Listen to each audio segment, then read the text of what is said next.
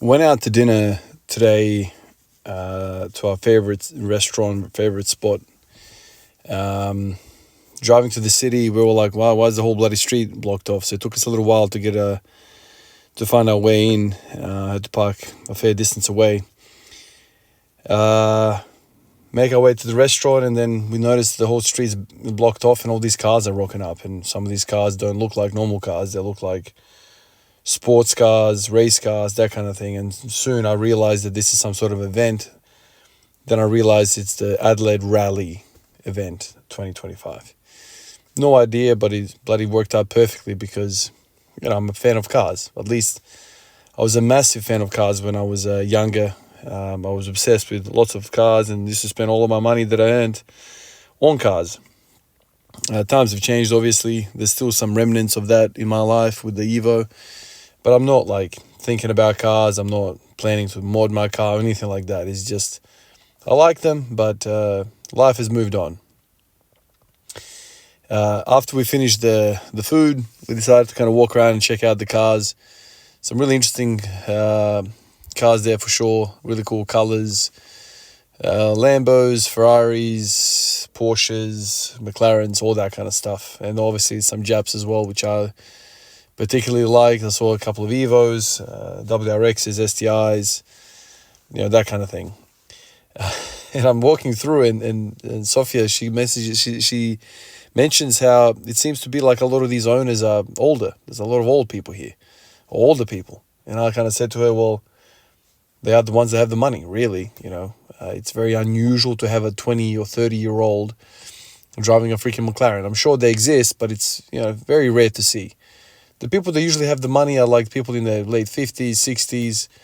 They've created something. They've had a lot of time on their hands to do wonderful things and create businesses and do wonderful things. And so how many times have you seen, an older person driving a really, really expensive car? It's probably more, I don't know, more possible later on in life.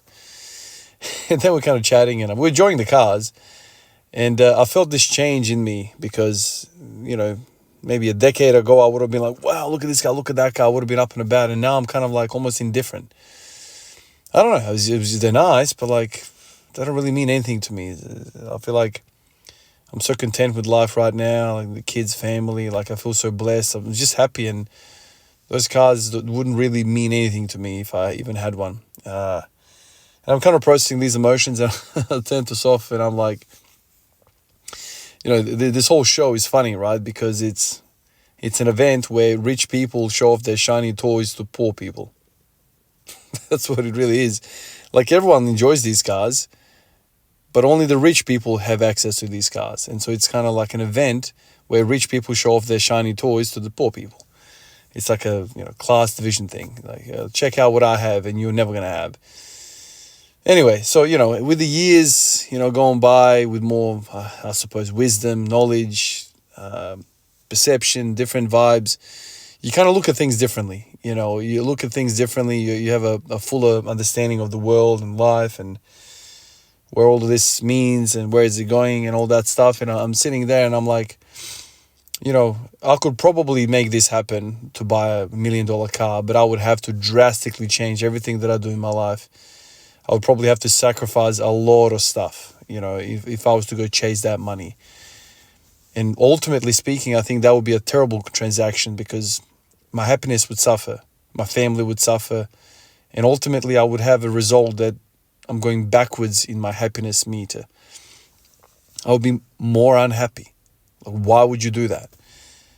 So I'm kind of walking through and I'm like, Soph and I are having a bit of a date. So, the kids are not there and we're, kind of talking about what we've created and what we've done. It's like, man, this is nice, but let's just go home. Let's just go home to the kids. Oftentimes when we go on these dates, we talk about how important it is to go once in a while, without the kids and have a date and, spend time with each other.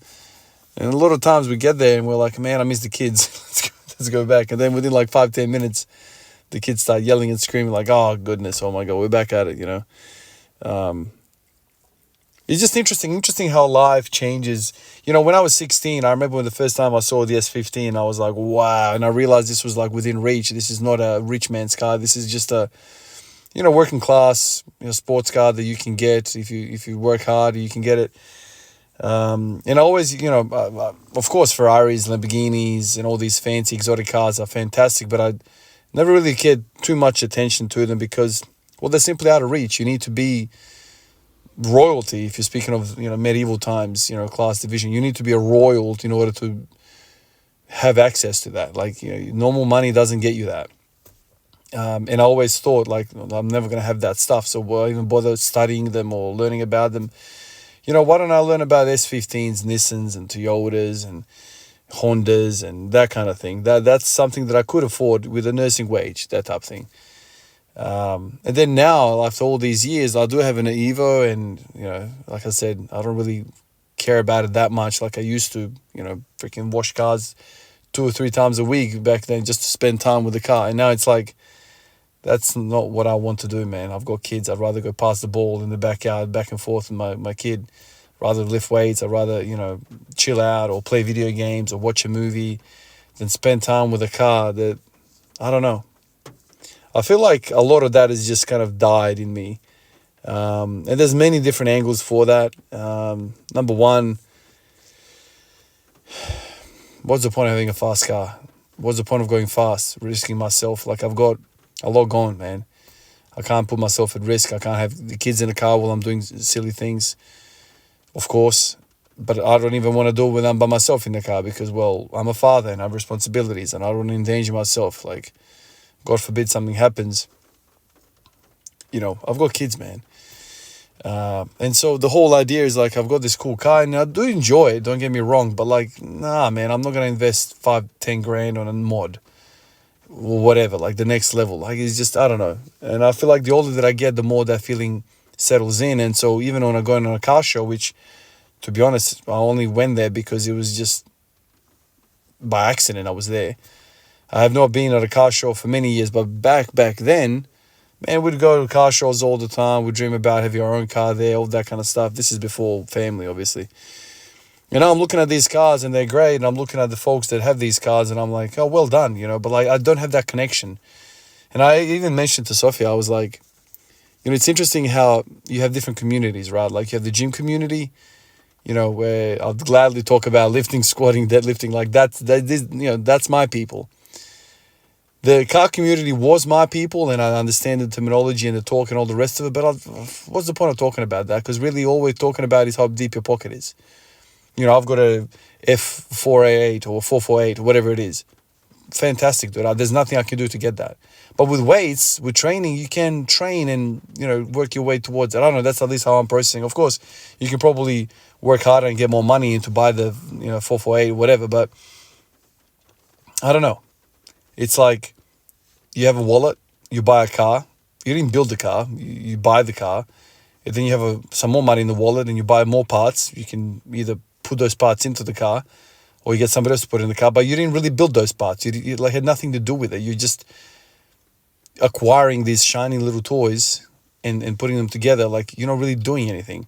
Whereas with training, there's so much stuff going on. You have to work for it. Like, you literally have to train and it's not promised. It's very hard, where if you put 10 grand into a Ferrari, it's 10 grand better.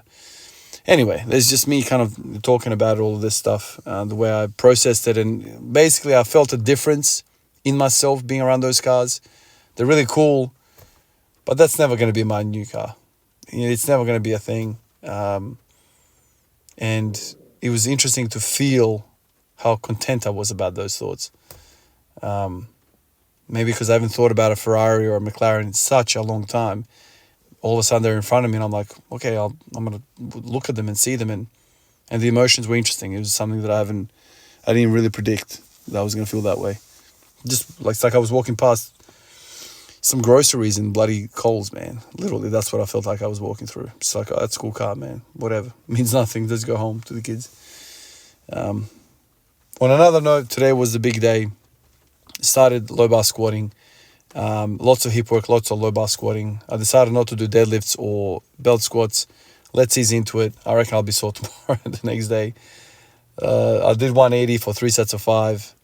They were tough, but they felt good. Anyway, appreciate you guys like always, and I'll catch you in the next one. Peace out.